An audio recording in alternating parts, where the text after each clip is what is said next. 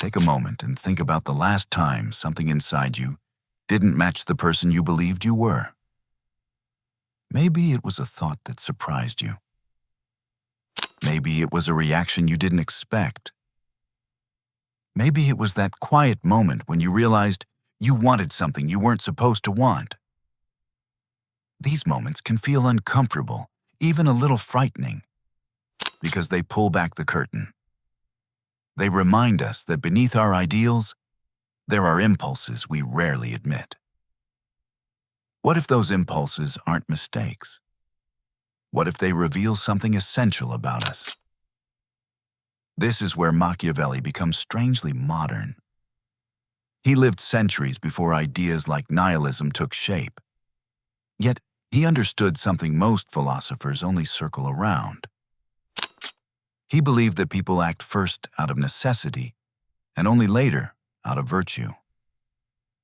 That doesn't mean he thought we're heartless.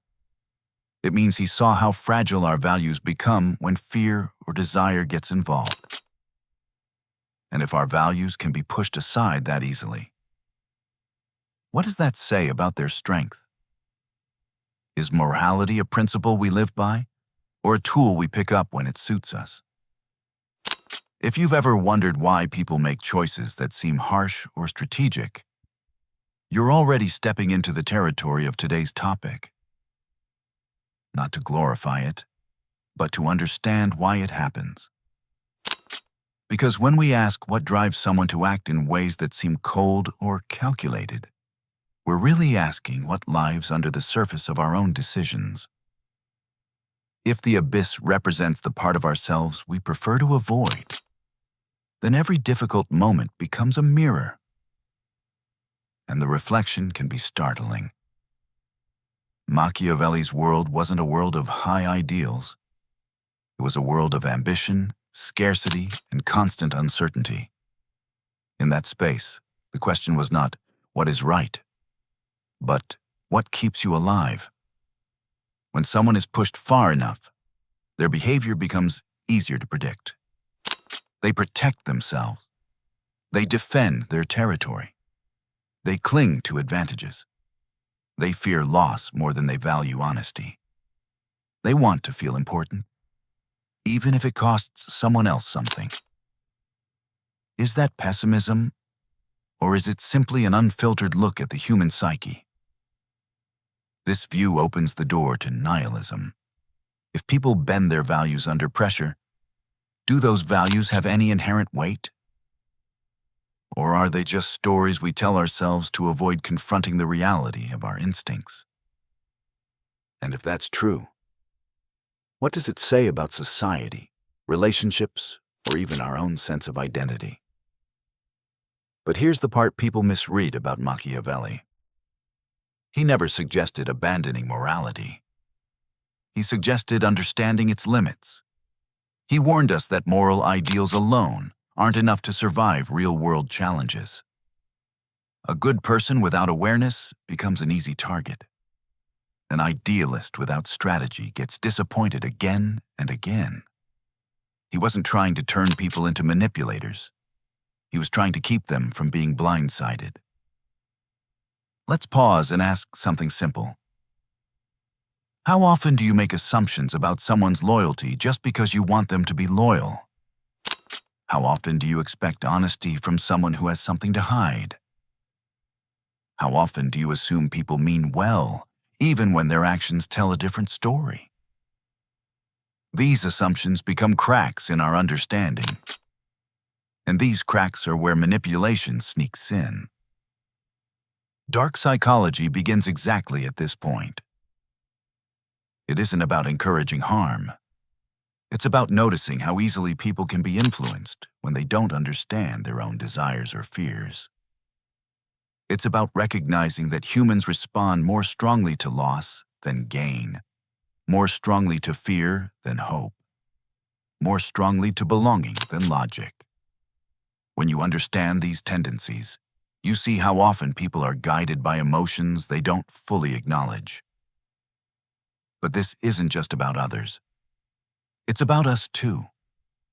When was the last time you acted out of insecurity instead of intention? When was the last time you pushed someone away because you feared getting hurt? When was the last time you reacted defensively because a part of you felt exposed? These moments aren't moral failures. They're signals. They show you where your shadow lives. Nihilism becomes tempting when these shadows feel overwhelming. When you realize values sometimes bend, relationships sometimes break, and intentions aren't always pure, you can start to feel like nothing matters. But that reaction is a trap. It's easy to confuse clarity with emptiness. It's easy to think that if morality isn't absolute, everything becomes meaningless. Machiavelli saw something different. He saw that once illusions fall away, you can start making choices from a place of awareness instead of blind optimism. Awareness doesn't turn you into a cynic. It grounds you. If you understand that people are inconsistent, you stop demanding perfection. If you understand that fear shapes behavior, you stop taking every action personally. If you understand that desires run deep, you stop being shocked when someone prioritizes themselves. Instead of being thrown off balance, you see the patterns for what they are. And once you see the patterns, you can change your own. That's the part most people ignore. Machiavelli didn't believe people are doomed to their darker drives. He believed they can be understood and managed, but only if acknowledged. If you deny your impulses, they don't disappear. They simply operate without your permission. If you're willing to look them in the eye, you gain power over them. You can redirect them instead of being ruled by them. Think about how many conflicts in your life came from unexamined motives. Think about the times you acted out of pride instead of honesty. Think about the moments when fear disguised itself as anger, or when longing disguised itself as judgment. When you understand the root of these reactions, you start to break the cycle. You start to choose with intention. So let's return to the central image. The abyss. A place where you confront the parts of yourself you'd rather avoid. A place where certainty dissolves and instinct takes center stage. Most people treat this place as a threat. But what if it's an opportunity?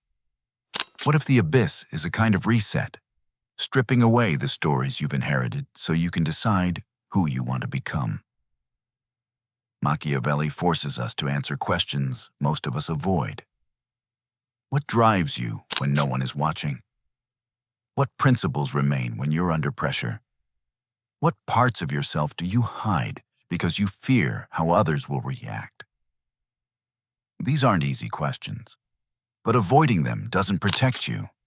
It only keeps you from understanding yourself fully. Some people hear Machiavelli and think he reduces human nature to selfishness. But he does something more subtle. He reveals the currents beneath our intentions.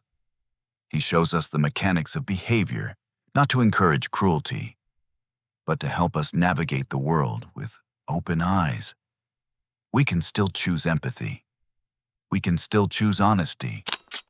But we choose them from strength rather than naivety. And maybe that's the real antidote to nihilism. Not clinging blindly to values, but choosing them consciously. Not pretending our darker impulses don't exist, but integrating them so they don't control us.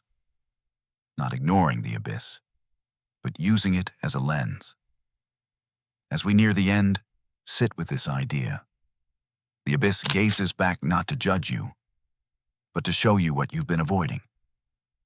It shows you the desires you haven't named, the fears you haven't faced, the instincts you haven't understood. It holds up a mirror to your contradictions and asks whether you will run from them or use them to grow. Let me leave you with a closing thought. The abyss isn't darkness, it's depth. When you dare to look into it, you discover how layered you are. You learn that your mind contains more complexity than you realized. You learn that your impulses don't define you unless you ignore them. And you learn that meaning doesn't come from pretending the world is simple.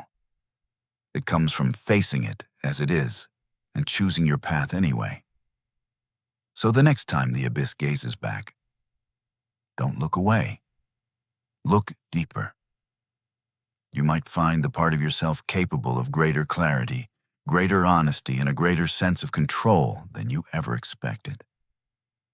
That's where real strength begins.